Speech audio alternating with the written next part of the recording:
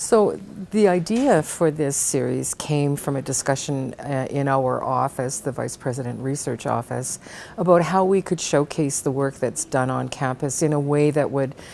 illustrate the breadth of work that's being done, and the fact that much of the work, although we don't necessarily work together, we don't necessarily have our projects intersect, does intersect on problems that are central to what would be a good life, or what would be a good society, or what would be a healthy population, and yet they're approached in really different ways. So we thought that would be a nice way to kind of get conversations going between researchers and within the research community about what is a great way to ask a question, who is best equipped to answer that, what gets missed when we only take one particular approach to a social issue or a medical issue or an infrastructure issue. And so we sat down and brainstormed and thought that we would try also to highlight many of the people who are in research chair positions, to highlight some of the excellence, and also some of our newer scholars who are coming in.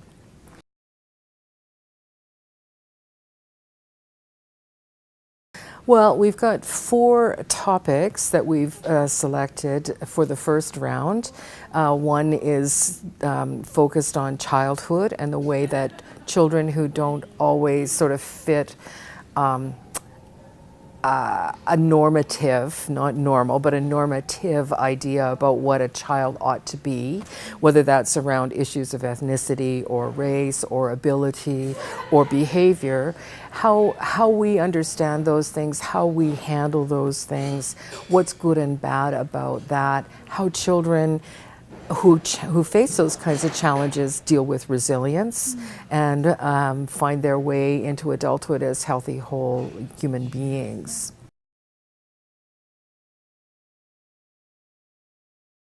We're hoping that people will walk away from the Take 2 speaker series, if they can participate in all 4, or if they're only able to attend 1 or 2 talks, with a sense of the kind of kick-ass research that happens at the University of Lethbridge,